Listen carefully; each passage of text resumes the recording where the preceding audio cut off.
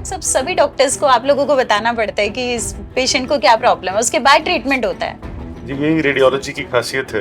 ये एक तरह से एक तीसरी आंख है जो ओके। या तो डॉक्टर के सस्पिशन को कंफर्म करती है या अगर वो कुछ सोच रहे हैं उसको एक्सक्लूड भी करती है। तो रेडियोलॉजी आज की डेट में एक तरह से बहुत इम्पोर्टेंट ब्रांच है। जी। देखिए, अल्ट्रासाउंड एब्डोमेन सबसे कॉमन लिखे जाने वाला एक टेस्ट है और बल्कि अब तो ट्रेंड चेंज हो रहा है। अगर कोई डॉक्टर अल्ट्रासाउंड एब्डोमेन नहीं लिखता है तो पेशेंट उससे लिखवाता है कि नहीं जी आप लिखिए, एटलीस्ट हम कुछ चीज मिस तो नहीं कर रहे। जी। तो एक्सीडेंटली भी कई बार डायग्नोज कई नई चीजें हो जाती हैं कि वो आया तो सिर्फ पेट दर्द के लिए था। किडनी तो चलो कॉमनली डायग्नोज हो जाती है कि किडनी स्टोन में, उसमें किडनी में स्टोन आ गया, गॉल ब्लैडर में स्टोन आ गया। कई बार कुछ ऐसा भी होता है कि कुछ ऐसा उसमें डायग्नोज हो जाए जिसके बारे में उन डॉक्टर ने भी नहीं सोचा था और पेशेंट ने भी नहीं सोचा था। इवन आप भी नहीं सोचते कि ऐसा मरीज आ जाएगा। तो वो तो अल्ट्रासाउंड करने के बाद ही पता लगता है कि कहानी क्या है, पेट दर्द किस कारण से हो रहा है। और कई बार ऐसा होता है कि सिंपल एक छोटा ट्यूमर पड़ा होता है, पेशेंट को उसके बारे में पता ही नहीं होता है। हमारे एक प्रोफेसर थे डॉक्टर जगदीश टेकुर, वो हमेशा कहते थे कि पेशेंट की बात सुनो जी। वो अपने आप तुम्हारे को बीमारी बता के जाए। और मुझे आज भी यही लगता है कि जितना मजा मुझे अल्ट्रासाउंड में, आधा मजा इसीलिए आता है कि you can talk to the patient. तो आपके इसमें रेडियोलॉजी में कौन कौन सी मोडालिटी होती हैं? फिर एक पेट सीटी भी है, जो पेट सीटी और एमआरआई हायर स्पेक्ट्रम पे आते हैं। कैंसर बहुत ज्यादा बढ़ गया है बच्चों में भी। कैंसर बढ़ने के दोनों कारण है, कुछ जो अननेसेसरी केमिकल्स हैं, प्लस अब हम उनको डायग्नोस भी कर पाए। पहले हमें पता भी नहीं लगता था। एक्चुअली सबसे पहली तो ये गलतफहमी है कि अल्ट्रासाउंड में रेडिएशन यूज होती है जी। तो प्रेगनेंसी में बिल्कुल सेफ है अल्ट्रासाउंड, और एटलीस्ट 4 या 5 अल्ट्रासाउंड बहुत जरूरी है ताकि आप अपनी नॉर्मल प्रेगनेंसी के बारे में नॉलेज रख सकें। तो अल्ट्रासाउंड पेट के अलावा हम और किस किस हिस्से का कर सकते हैं? अल्ट्रासाउंड पुअर मैन्स एमआरआई, आप बॉडी के मैक्सिमम पार्ट्स का अल्ट्रासाउंड कर सकते हो। सीटी और एमआरआई में डिफरेंस? सीटी रेडिएशन बेस्ड है, एमआरआई प्रोटॉन्स बेस्ड है। तो सीटी में जो रेडिएशंस के खतरे हैं वो रहते हैं, बट सीटी को बहुत जुडिशियसली यूज किया जाता है। हर पेशेंट का सीटी नहीं कराया जाता। जय श्री बालाजी, मैं हूं आपकी डाइटिशियन पूजा बंसल। आज मैं आपको मिलवाना चाहती हूँ, अभी तक तो हमारा जो एक थीम हमने लेके चला हुआ है डाइट एंड डॉक्टर, उसमें हम स्पेसिफिकली एक डिजीज को लेके चलते हैं कि आज हम आपको ऑर्थो से मिलवा रहे हैं, आज न्यूरो से मिलवा रहे हैं। आज मैं एक ऐसी पर्सनैलिटी से आप लोगों को मिलवाना चाहूंगी जिनके बिना ये सारे जो डॉक्टर्स हैं, सारे जो हमारे स्ट्रीम्स हैं, वो अधूरे हैं। बाकी सब डॉक्टर्स को एक तरीका जो काम करने का सिखाया जाता है कि कौन सा ट्रीटमेंट देना है, कैसे देना है, क्या करना है, आपके पेशेंट को क्या प्रॉब्लम है, क्या बीमारी है, उसको बताते हैं हमारे ये डॉक्टर। और ये चलाते हैं अपना एक डायग्नोस्टिक सेंटर।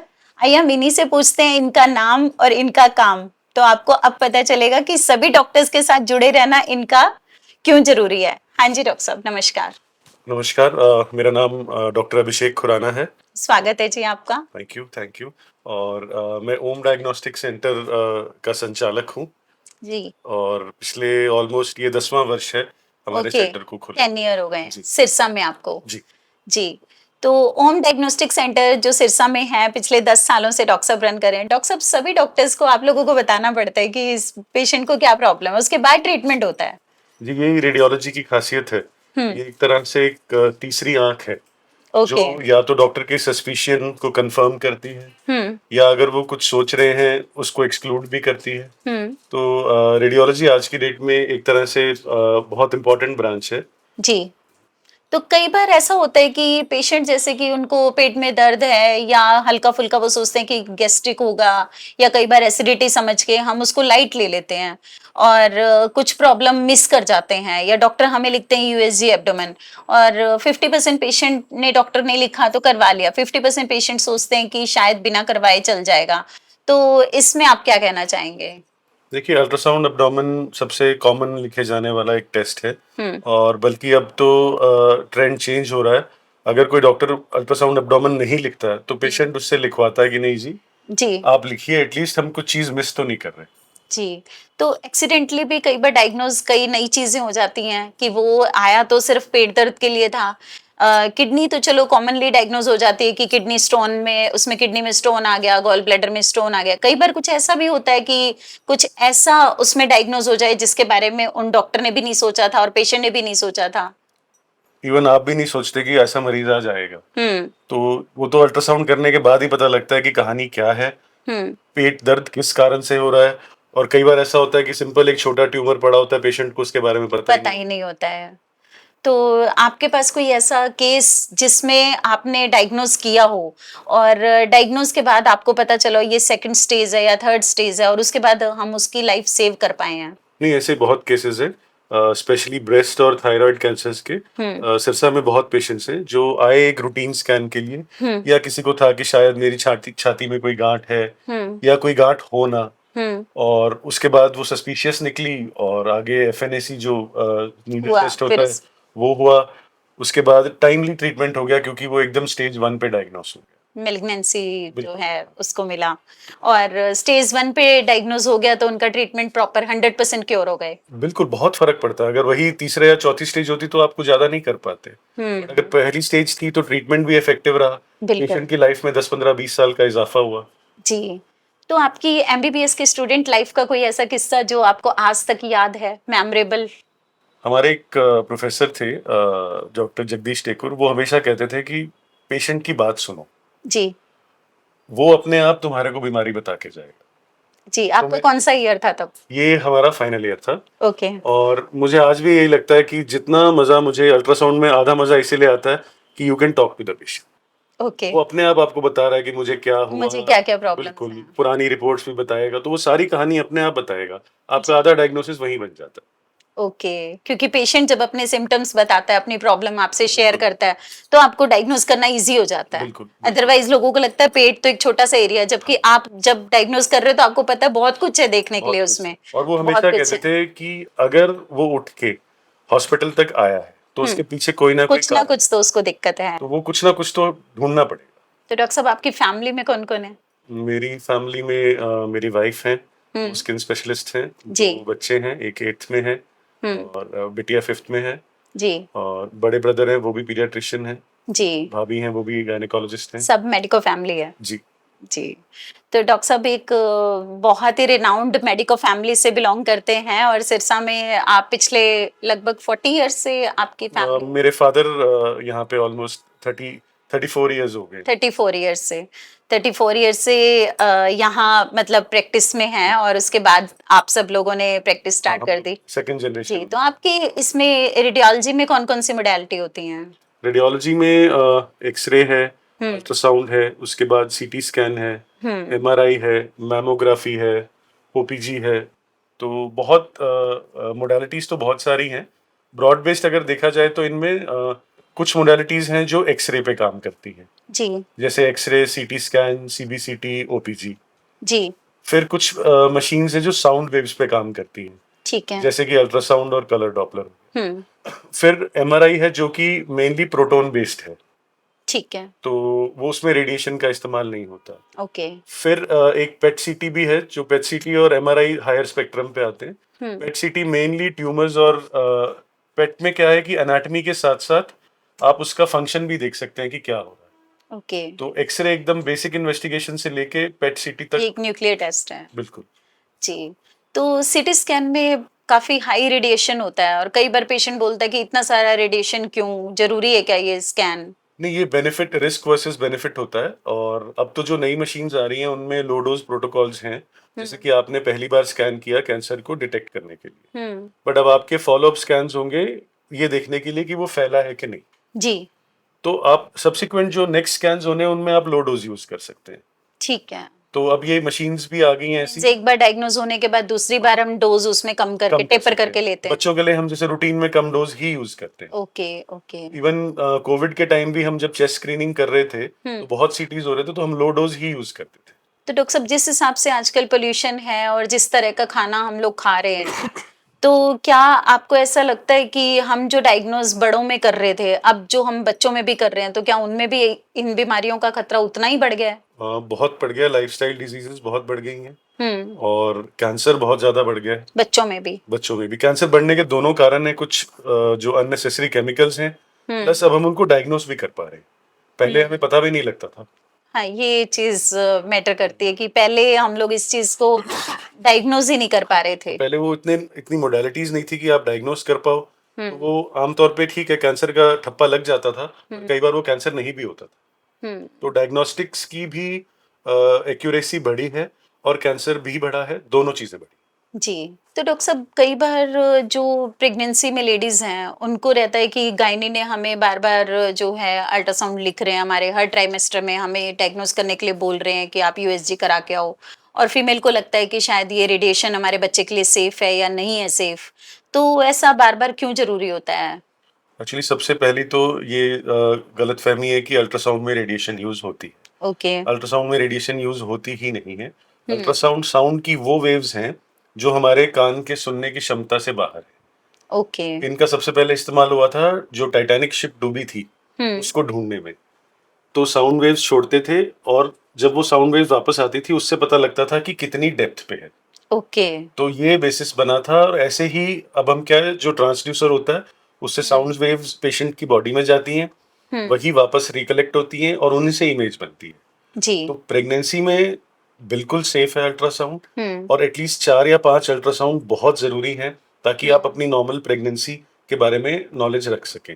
जी, जैसे लेवल 2 वगैरह करवाते हैं उसमें कि बच्चे के सारे ऑर्गन्स चेक कर लो, तो सबसे पहला स्कैन जो होता है वो ये कंफर्म करने के लिए कि पहली बात प्रेगनेंसी है भी कि नहीं है, तो ट्यूब में है कि बच्चेदानी में ही है जी। और अगर है तो धड़कन चल रही है कि नहीं चल रही है। हाँ, तो ये सबसे ये इम्पोर्टेंट बहुत बड़ी बात हो गई है कि धड़कन चल रही है कि नहीं। बहुत सारे केसेस में सुनने को मिलता है कि अभी तक पल्स नहीं आई है, और फिर एक हफ्ते के बाद दोबारा रिव्यू के लिए भेजा जाता है तो वो पल्स होता है कि आ गई है। तो आप ये देखिए कितना इंपॉर्टेंट स्कैन है पहला स्कैन। दूसरा स्कैन जिसको हम NT-NB स्कैन कहते हैं जी। वो लगभग 11 से 13 हफ्ते पे होता है। उसमें आप बच्चे को अर्ली एनोमलीज डिटेक्ट कर सकते हैं, जैसे कि बच्चे की नेजल बोन ना होना, और या कोई बॉडी का पार्ट है, हाथ या पैर ना होना। फिर डिटेल स्कैन है लेवल 2 स्कैन जो कि लगभग 18 से 24 हफ्ते पे होता है। ठीक है। और उसके बाद लास्ट ट्राइमेस्टर में ग्रोथ स्कैन्स। तो ये 4 स्कैन्स तो अनिवार्य है, ये तो होंगे ही होंगे, और बाकी डिपेंड करता है पेशेंट की कंडीशन पे या कोई कॉम्प्लिकेशन तो नहीं है। कोई कॉम्प्लिकेशन है तो उसको और भी करवाने पड़ सकते हैं। कई हैं। बार आपको एक दिन छोड़ के भी करना पड़ता है और डेली भी करना पड़ता है। अच्छा, ऐसा भी होता है। ओके। तो अल्ट्रासाउंड बिल्कुल सेफ है, प्रेगनेंसी में अल्ट्रासाउंड का कोई नुकसान नहीं। तो अल्ट्रासाउंड पेट के अलावा हम और किस किस हिस्से का कर सकते हैं? अल्ट्रासाउंड पुअर मैन्स MRI है। आप बॉडी के मैक्सिमम पार्ट्स का अल्ट्रासाउंड कर सकते हो। ब्रेन का कर सकते हैं बच्चों में, आंख का कर सकते हो, थायराइड ग्लैंड का कर सकते हो जी। गले का अल्ट्रासाउंड होता है, चेस्ट का होता है, पेट का होता है, आपकी जो वेन्स और आर्टरीज हैं जिनमें डॉपलर होता है वो भी होता है। तो अल्ट्रासाउंड की लिमिटेशन है कि अल्ट्रासाउंड जहां बोन आ जाती है और जहां हवा आ जाती है, ये साउंड वेव्स को रिफ्लेक्ट कर देता है कंप्लीटली, तो उसके आगे आप नहीं देख पाते। तो अल्ट्रासाउंड एक बहुत ही इजीली अवेलेबल, सस्ता और बहुत अच्छा स्क्रीनिंग टूल है। जी। तो रेडियोलॉजी जो एक ब्रांच है ये मस्ट ब्रांच हो गई है मेडिकल फील्ड की, और अभी जहाँ तक हम सुनते हैं जो बच्चे अभी नीट क्लियर करते हैं तो वो टॉप मोस्ट ब्रांच में काउंट होती है कि फर्स्ट रैंकर्स उस ब्रांच तक पहुँचते हैं। तो क्या सिर्फ ये डायग्नोसिस के लिए या कुछ इंटरवेंशनल या कुछ ऐसे ट्रीटमेंट्स भी इसमें अभी होने लगे हैं? रेडियोलॉजी ने पिछले 30 सालों में सबसे ज्यादा अगर कोई ब्रांच बदली है 30 या 40 सालों में, वो रेडियोलॉजी।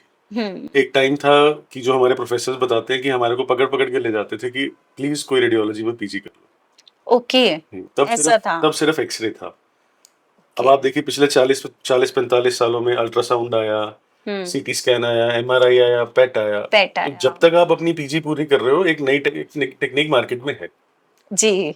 और रही बात आप कह रहे हो कि टॉपर्स अब इसको ले रहे हैं, थोड़ा सा वर्क लाइफ बैलेंस अच्छा है जी, आपको, रात की ड्यूटीज कम है, इमरजेंसीज कम होती हैं, तो बिकॉज रिलेटिवली न्यू ब्रांच है, लोग कम हैं, तो एडमिशंस नहीं होते हैं, तो आपकी नेचुरली आप एक डिसेंट पैसा भी बना लेते हो। इवन मतलब डॉक्टर साहब को हॉलीडे पे जाना है तो बड़े आराम से जा सकते हैं। बिल्कुल आराम से। कि आपको पता है पीछे से जो दूसरे हमारे मार्केट में और डायग्नोस्टिक सेंटर्स हैं तो वहाँ टेस्ट हो जाएंगे कि आप अपने हॉलीडे पे जा रहे हो तो आपका पेशेंट हरास नहीं हो रहा है।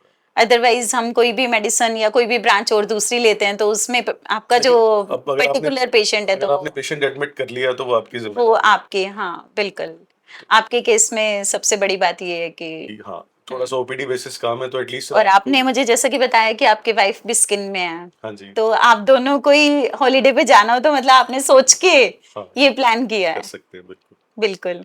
तो डॉक्टर साहब का जो हमने सुना कि वर्क लाइफ इन्होंने जो बैलेंस करके रखी है, अपनी वाइफ को भी स्किन स्पेशलिस्ट चूज किया है कि दोनों हॉलीडे पे बहुत आराम से जा सकते हैं। तो डॉक्टर साहब आप सच में हॉलीडे पे बार बार जाते हो या यहीं सिर्फ पैसे गिनते हो? नहीं, ऐसा कुछ नहीं है, पैसे गिनते नहीं है। तोलते हैं? नहीं, रेडियोलॉजी में क्या होता है कि मुझसे किसी ने पूछा था कि कितने पैसे बन जाते हैं, तो मैंने कहा जी। यार जब मैं जॉब करता था तब मेरी उधार लेने की कैपेसिटी कम थी, अब मेरी उधार लेने की कैपेसिटी बढ़ गई है, पैसे पता नहीं कितने बढ़े। ओके। मतलब आप जीरो नहीं बताएंगे। हाँ, क्योंकि कोई भी देख सकता है ना वीडियो तो। बिल्कुल बिल्कुल।